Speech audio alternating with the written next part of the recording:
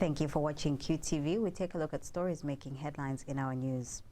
Government has ordered the indefinite closure of all learning institutions in the country effective Friday, 20th March 2020. Opposition members of Parliament walked out of the National Assembly as the Constitution Amendment Bill number 10 of 2019 came up for second reading. And constitutional lawyer John Sangwa says he remains in high spirit despite his ban from appearing before any Zambian court of law. And now the news in detail. Government has ordered the indefinite closure of all schools, colleges and universities in the country this Friday, 20th March 2020, as a protective measure in view of the fast-spreading coronavirus, which has so far claimed at least 4,984 lives. Health Minister Chitalu Chilufya has told a media briefing to give an update on COVID-19 that government has heightened measures in response to the virus despite the country not recorded any case so far. Dr. Chilufya says two statutory instruments, number 21 and 22 of 2020, have been signed and enforced with immediate effect, which will restrict public gatherings and non-essential movements, among others, in a bid to enhance preparedness, surveillance and response to the imminent threat of COVID-19. He adds that churches are also expected to reduce the sermon hours to avoid the risk of transmission of COVID-19. The minister explains that the statutory instrument will also ensure mandatory quarantine of all travelers from high-risk countries for a minimum of 14 days. A multi-sectoral approach will be adopted, will continue to be adopted and implemented. And following the setup of the Emergency Response Fund of 57 million kwacha from government treasury, many stakeholders, many cooperating partners have come on board to support the activities of COVID-19 emergency response. Members of the press, ladies and gentlemen, countrymen and women, I'd like to reiterate the message from the Minister of Information. Misinformation will mess up the response.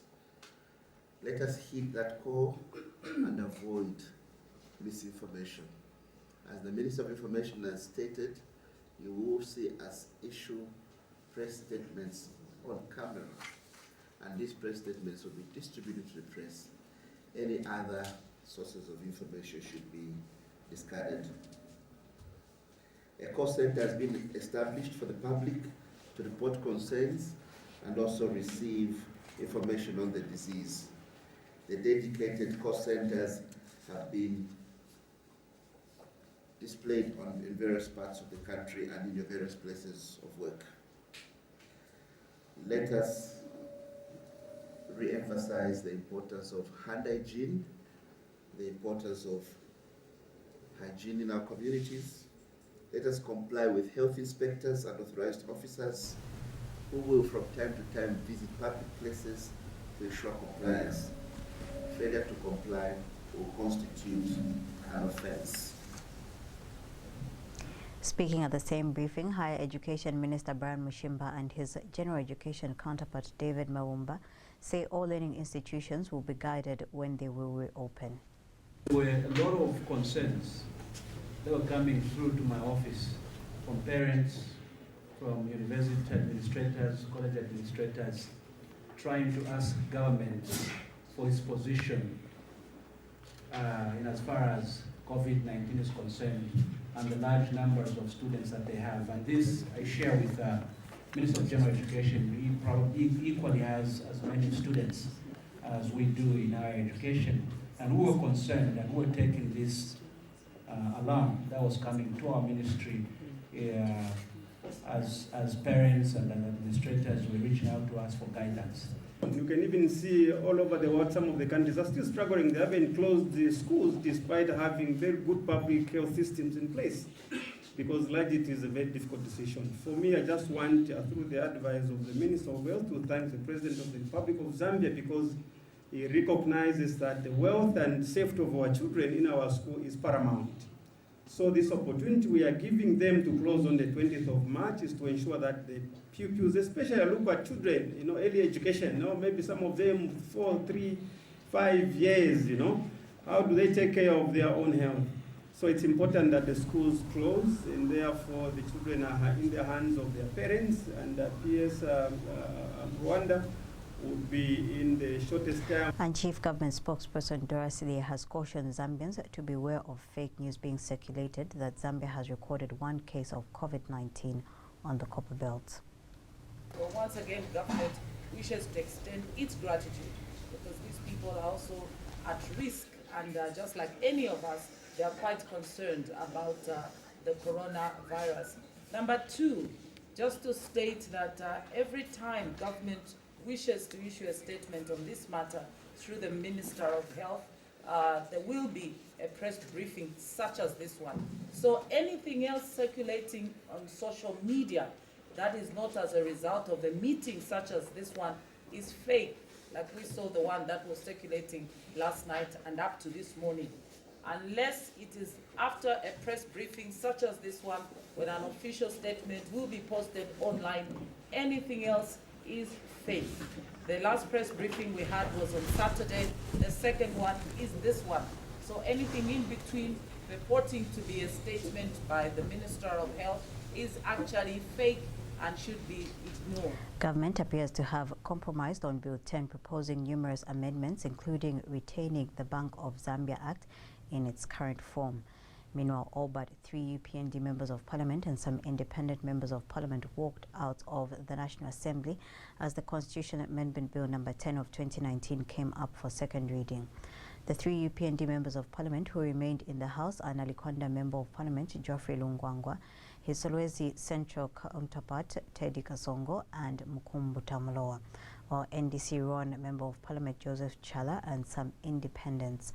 Speaking when the Bill 10 came up for second reading in Parliament, Minister of Justice Given Luwinda says the only question that remains with stakeholders is that of doubting Cabinet's sincerity of presenting amendments to Parliament. Mr. Luwinda, however, states that this doubt is short-lived as notice has already been given to Parliament on all the amendments that government intends to make. He says on the directive of Cabinet, he has put forward a notice of amendment to retain the current provisions of Article 63(2)(d) and E, which gives Parliament the oversight on approving public debt before it is contracted and approving international agreements and treaties before these are accorded or ratified. Mr. Luwinda says Cabinet subscribes to view the Article 68 in the Constitution is retained so that the qualification for election to Parliament is maintained while allowing for delimitation by the Electoral Commission of Zambia as provided for by statutes.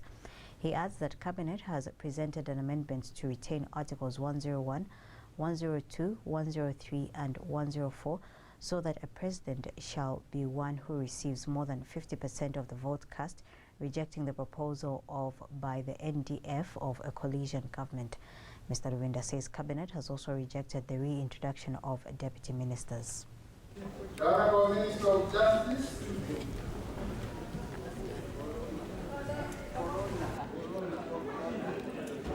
Honourable Minister of Justice, just give me a minute.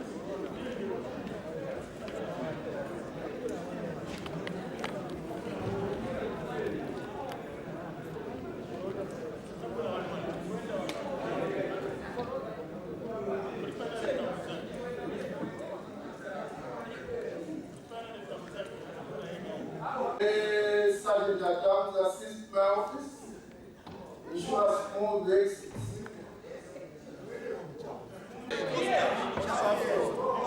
Sergeant Adams.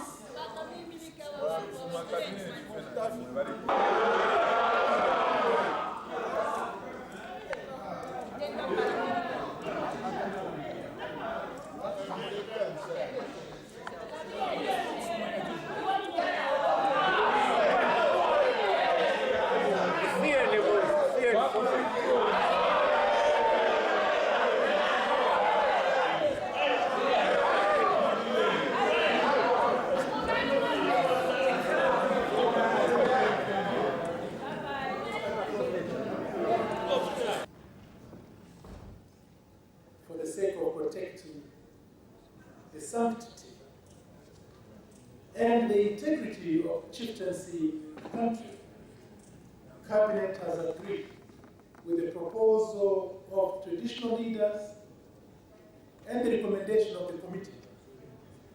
And I will therefore have already put notice of amendment to give support to this position.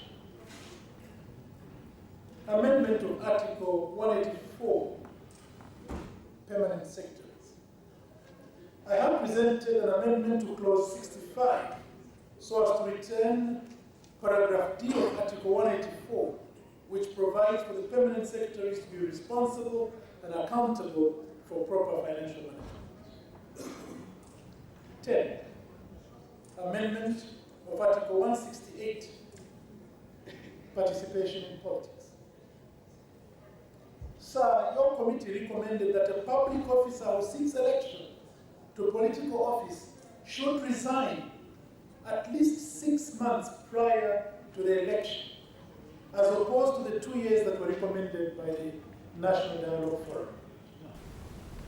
Cabinet could have actually recommended an even shorter period of resignation. However, Constitutional lawyer John Sangwa says he remains in high spirit despite his barring by the judiciary from appearing before any Zambian court. Mr. Sangwa, who is a state counsel, says those that are encouraging him to remain steadfast as a defender of the rule of law and constitutionalism should also know that he is very well. He has, however, declined to comment further on the decision taken by the judiciary to bar him from law practice in Zambian courts for questioning the integrity of the Constitutional Court judges. In an interview with Q News, Mr. Sangwa, who practices under the law firm Simeza Sangwa and Associates, has disclosed that his lawyers are working on the matter and that he will issue a statement at the right time. He states that this explains why he has opted to remain quiet, because he does not want to say something that may bring a bearing on the case that is being considered by his lawyers. I'm in very, very, very, very high spirits. I am very, very, very well. I'm sorry I can't do more. We're always told that you can't be a lawyer in your own case. So, yeah, I don't want to say anything that may have a bearing on a case that is being considered by other lawyers. So I'd rather keep quiet and give them full opportunity to decide which way to make their own determination without any pressure from me.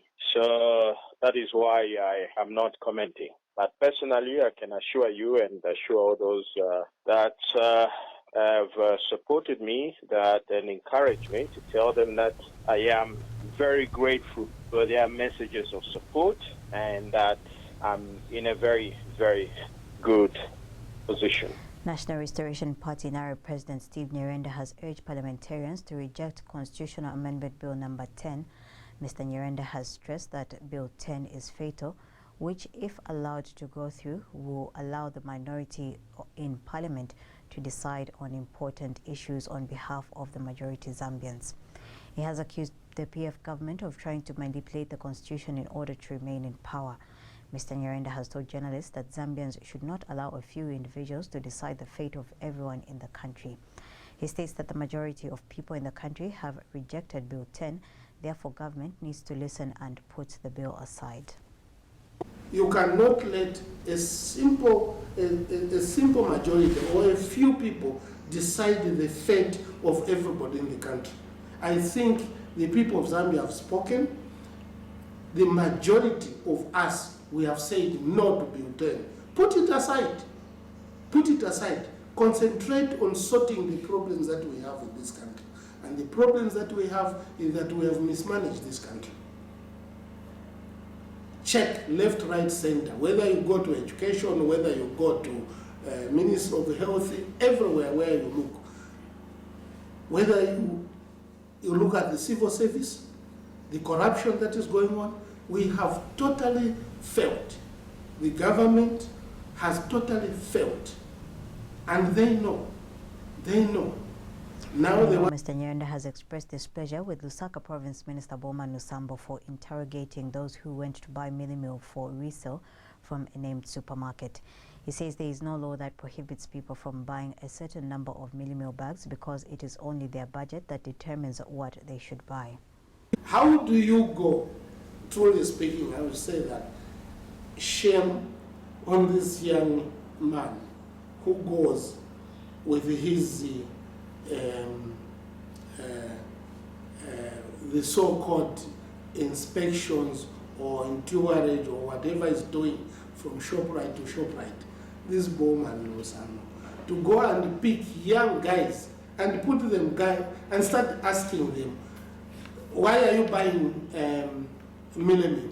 Is there any law that prohibits me from buying millimil, more millimil?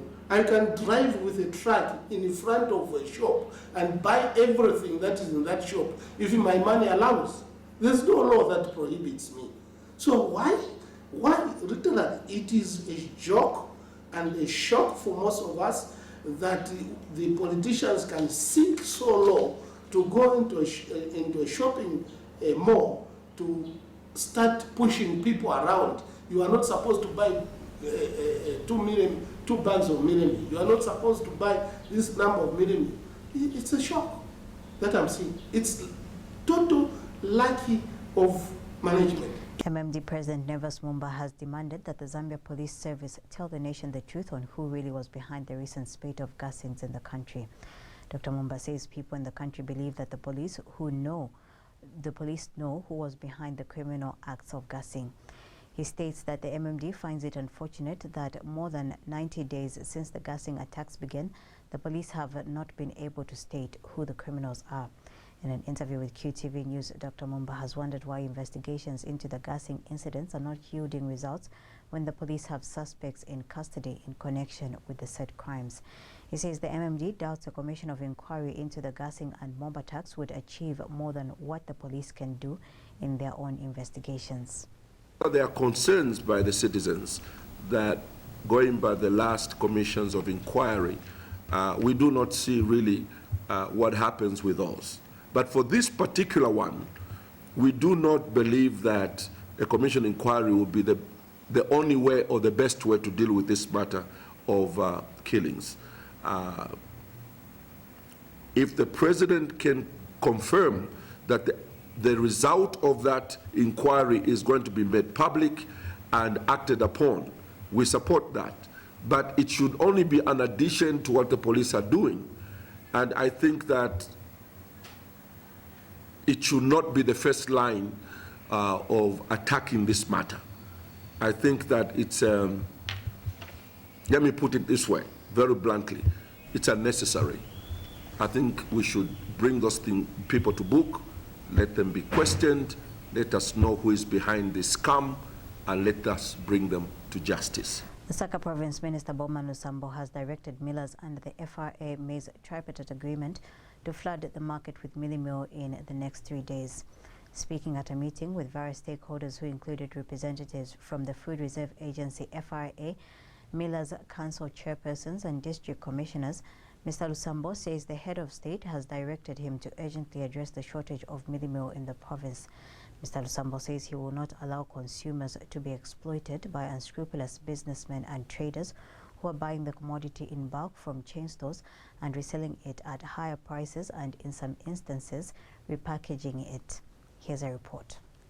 Lusaka province and some parts of the country have recently been rocked by a shortage of millimil. The development, which has put members of the public in panic mode and which has also seen an increase in millimil prices in some outlets, has seen government officials move in to arrest the situation. Today, Lusaka Province Minister Bowman Lusambo, who has been on his tours inspecting milling plants and chain stores in an effort to arrest the situation, held a meeting with various stakeholders who included representatives from the Food Reserve Agency, millers, and district commissioners, among others. The minister is sure that the current situation is artificial. We had meetings, we have visited the milling companies, we have seen the stock which we have, and we are aware that the shortage of millimil which has been going out there, it's not there. It is just artificial, and there are some traders who wants to take advantage of the prices. We have government tripartite list, which many millers we have. They have signed an agreement with the Ministry of Agriculture, and they are milling after getting the subsidized maize from FRI, and they are milling this maize so that we can have affordable prices of milling meal. And these prices are not for businessmen and women in our province. No. The prices which we have, 135, 137 kwacha, 136 kwacha, it is a recommended retail price. Mr. Lusambo also used the occasion to announce that President Edgar Lungu has directed that the situation be arrested in the next 3 days.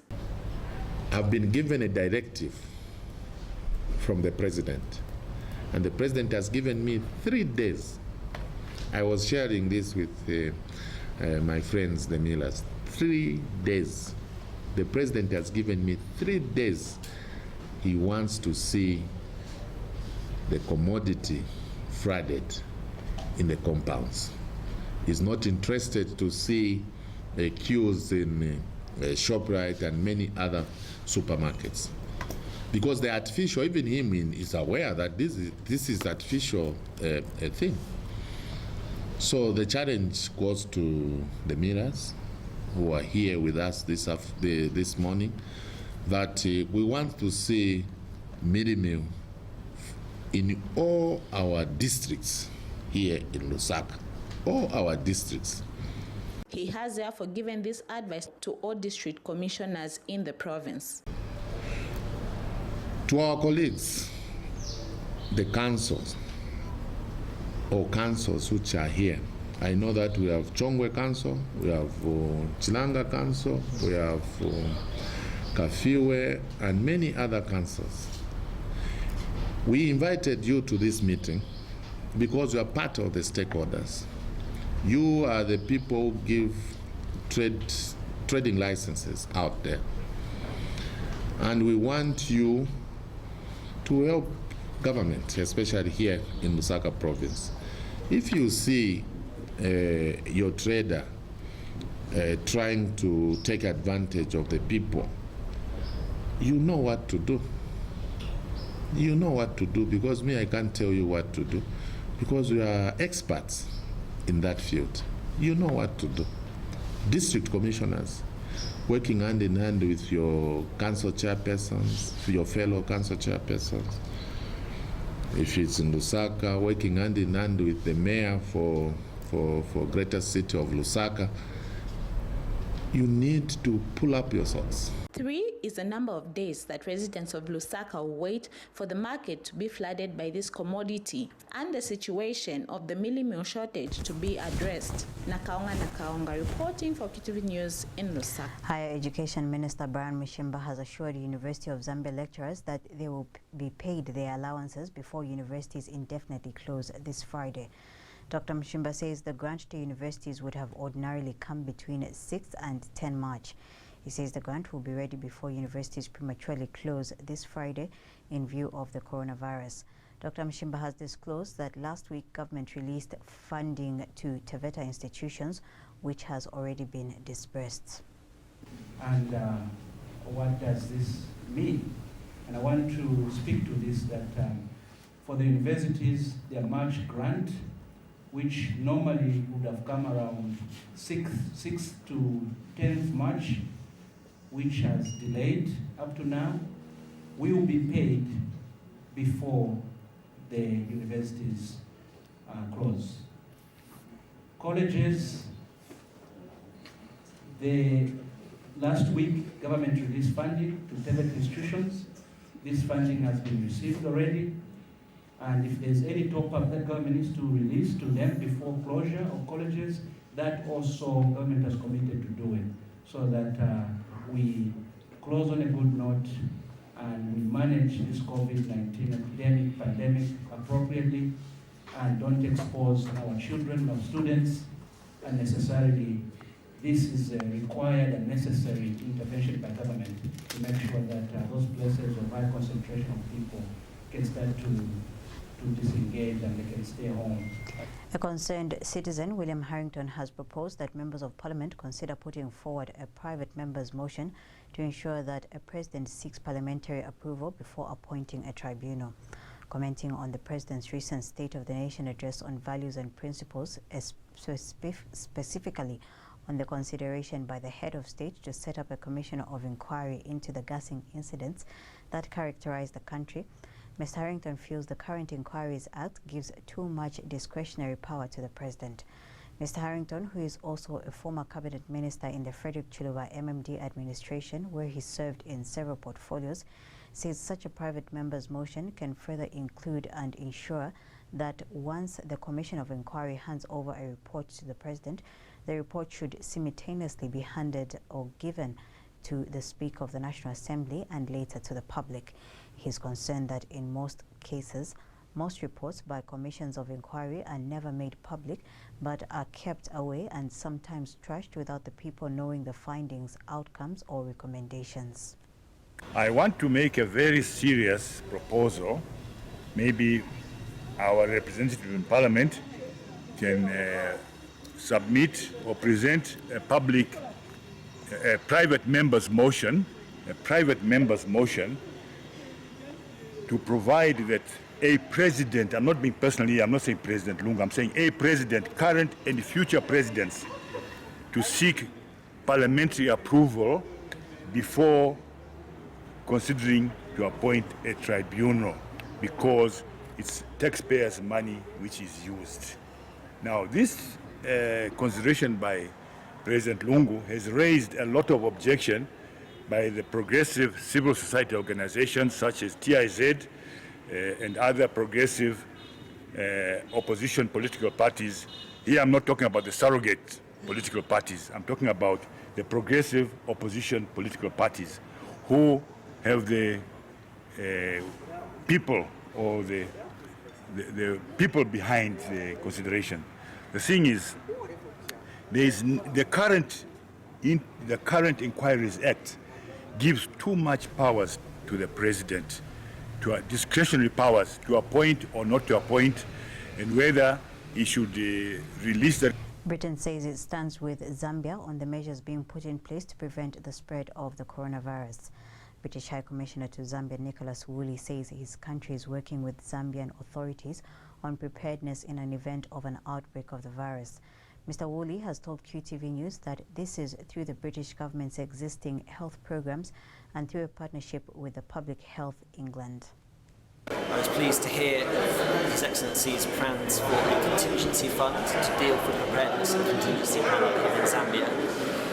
Like Zambia, the UK is also trying to address this issue. In the UK, there is already a small number of cases, confirmed cases of COVID-19.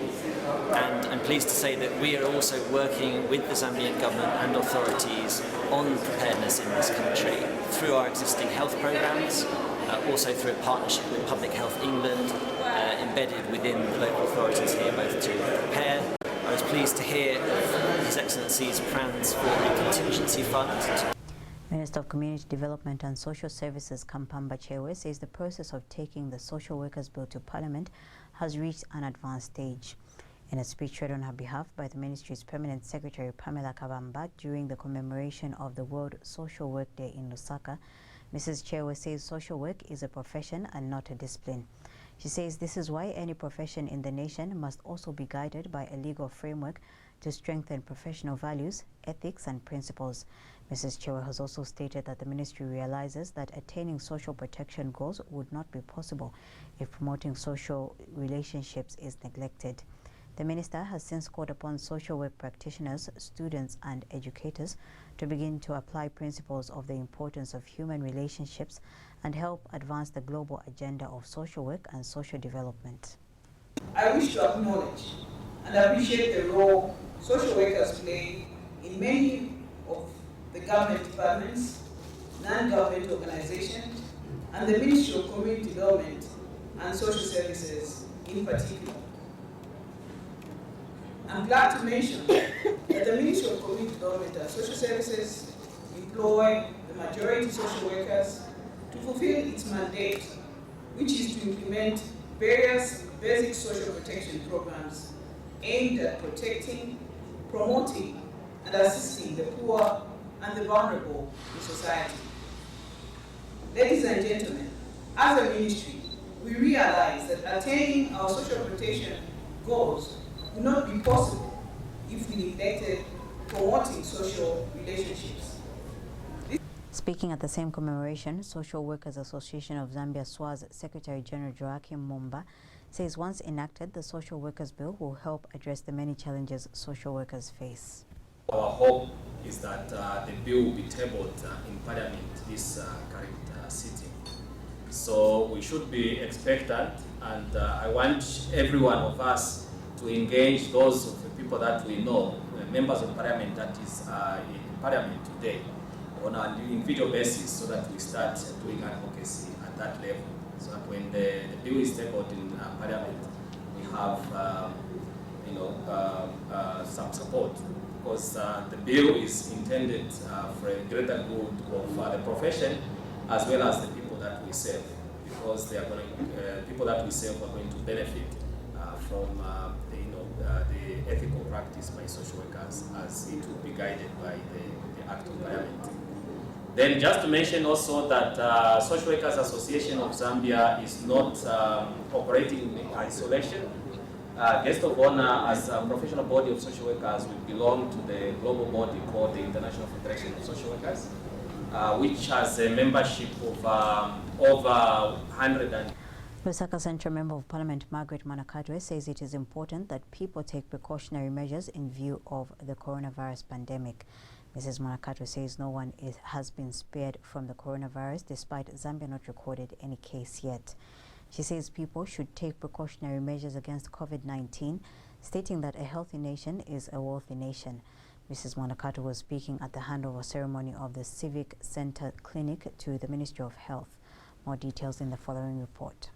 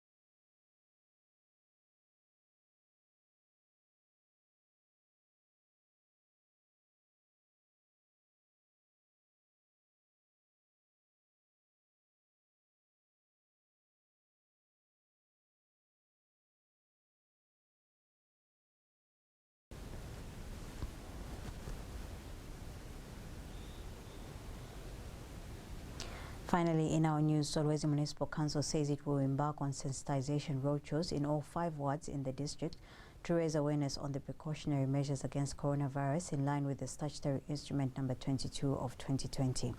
Council Assistant Public Relations Manager Esther Chiro says the local authority plans to conduct the roadshows in strategic places such as markets and bus stations. Ms. Chiro has told Zanis in an interview that the local authority will also sensitize the business community on the need for them to take precautionary measures against coronavirus, such as provision of hand hygiene facilities, as well as wipes or hand sanitizers for the staff and customers.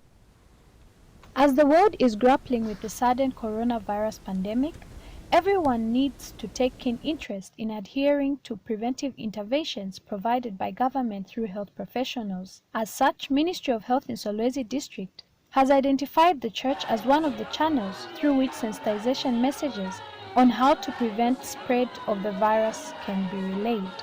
Gladys Lusoke, health professional from Mushtala Clinic, interacts with congregants at Assemblies of God Church in Kyawama to highlight measures individuals must put in place to reduce the chances of contracting the virus. On top of prayer, let's make sure we wash hands, and washing is the basic and most important. There are times we are in church and we have Holy Communion Sunday and the like. We just eat. We don't know what we've touched. We don't know who we've irritated. So even as we are in church, let's have wash hands. Assemblies of God Kyawama Congregation Reverend appeals to the church to observe health advice given by government. What has been guided, I just want to encourage that. Let's not take it so lightly. Just because it comes from people who are in these offices, sometimes we want to take it as if it's from the devil. That is the devil's lie. Hallelujah. Let me encourage the church. When the Minister of Health or whatever minister, when they come up with something, Meanwhile, Solwezi District Commissioner calls on the church to work hand in hand with government because they both share the same goal of improving the lives of Zambians. The church, the government, and the chiefdoms have never been separated because we look after the same people. And then, most importantly, the church becomes number one because you are the